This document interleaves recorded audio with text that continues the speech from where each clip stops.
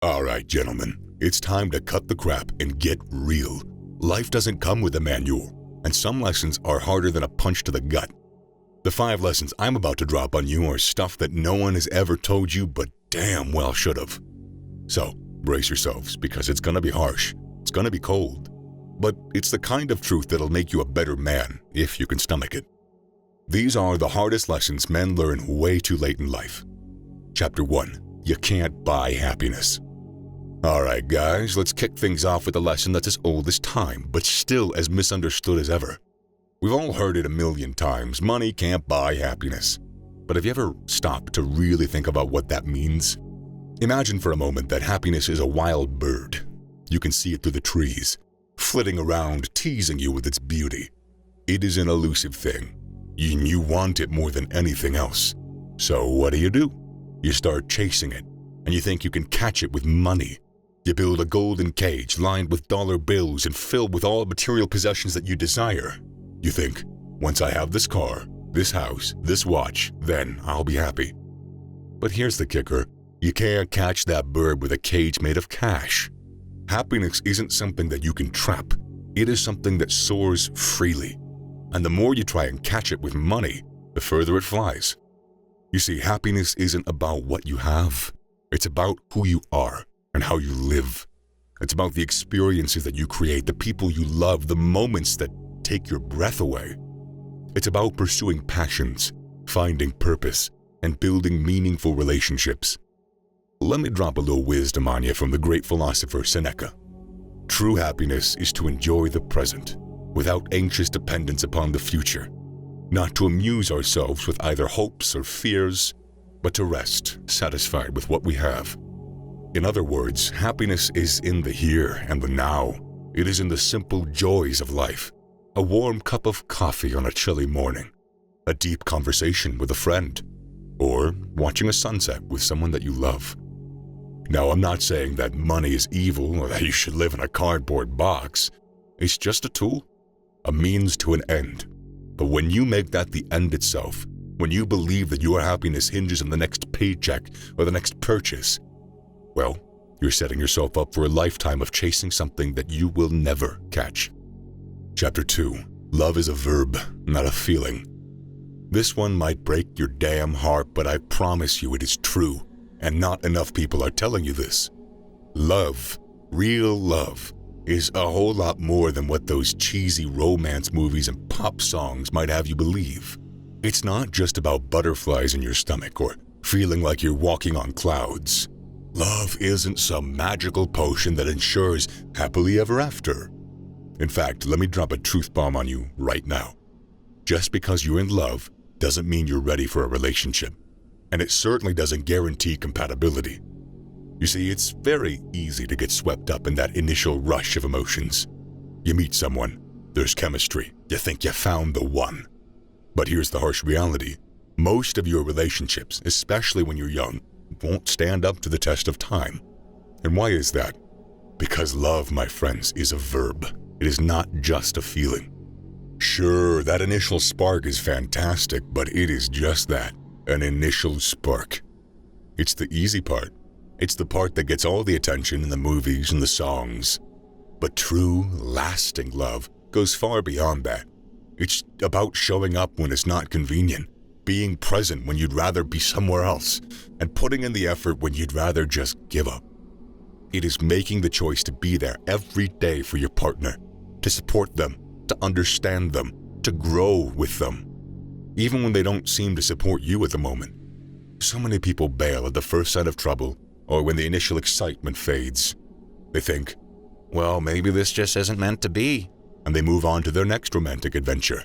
But real love, the kind that lasts a lifetime, isn't about jumping ship as soon as things get tough. Understand that love is a verb, and if you want it to last, you gotta show up. You gotta put in that work and make that choice every day. It's not always easy. It really isn't always easy, but it's worth it if you're in it for the long haul. Chapter 3. Your legacy is your story. Guys, I'm gonna lay it out straight for you. One day, your time on this earth will come to an end. Something that we all know, but something that none of us like to think about. It's a fact of life. When that day comes, What are people going to remember about you? Is it going to be the size of your bank account? The cars in your garage? The titles on your business card? No, won't be any of those things.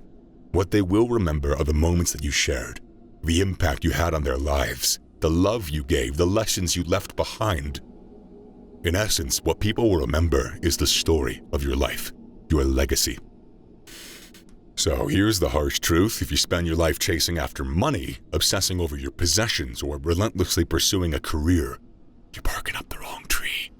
Because in the grand scheme of things, doesn't matter one bit. Doesn't. That high-paying job you're killing yourself for, that boss can replace you in a heartbeat. Now, I'm not saying you shouldn't strive for success or financial stability. Those are important goals, and they can provide you comfort and security, but they should never be your sole focus. Your legacy, your story is woven from your relationships, your experiences, and your contributions to this world. That is the true meaning of money and possessions can be fleeting, but the memories and the love you create, that's eternal. Live a life worth remembering. Chapter 4. Wisdom trumps knowledge. In our modern world, we place so much value on knowledge. We believe that the more facts we cram into our brains, the smarter and more successful we'll be. But let me drop you some truth. Having a brain full of facts won't make you wise. Wisdom, my friends, is something very different. It is about taking that knowledge and using it with discernment. It's about making the right decisions, understanding the bigger picture, and seeing beyond the surface. And since we're fond of ancient adages here, let's put it here. Knowledge is knowing that a tomato is a fruit. Wisdom is not putting it in a fruit salad. See what I mean? Well, you probably have already heard that one before, but you still see what I mean. Wisdom is knowing when to speak and when to listen. It's recognizing that there is a time and a place for everything, that not all battles are worth fighting, and that sometimes their best response is silence. Wisdom is also about understanding people, their motivations, their fears, their desires, being empathetic and seeing the world from their perspective. It's about treating others with kindness and respect even when they don't deserve it. Here's the kicker though. Wisdom is not something that can be acquired through books alone. It comes from life experiences, from making mistakes, from learning from those mistakes, from facing challenges, from coming out stronger on the other side. Remember that especially. Just because you watch and read material speaking about wisdom does not make you that way. It just doesn't. Only first-hand shit will. Chapter 5. Your circle matters. You heard this one before? You're the average of the 5 people you spend the most time with. It's a truth that many of us know instinctively but still overlook. It's a game changer when you truly grasp its significance. Think about your closest buddies, your inner circle, even your partner, girlfriend or boyfriend. Are they lifting you up, or are they dragging you down? Are they inspiring you to be better, to chase your goals, to grow as a person? Or are they holding you back with negativity, bad habits, and a lack of ambition? Here's the thing. Company is important, and the company you keep has a profound impact on your life. If you surround yourself with people who are lazy, uninspired, and negative, well, guess what? You're gonna become just like them. On the flip side, if you choose to associate with individuals who are driven, ambitious, and positive, you'll find yourself naturally gravitating towards those traits. You'll be motivated to set higher goals, to work harder, and strive for greatness. Sometimes you just need to let go of people who are constantly holding you back, no matter how close you've been. If someone is constantly negative, critical, or undermining your efforts, you need to reevaluate that relationship. Remember, your mental and emotional well-being should be a top priority, for your sake and for the people around you that are worth it. Gentlemen, these lessons are not easy pills to swallow, I know, but they are the hard truths that can transform your life. Embrace these lessons, and you'll find the path to becoming the man that you aspire to be. And I want that for you. You want that for you. So go get it.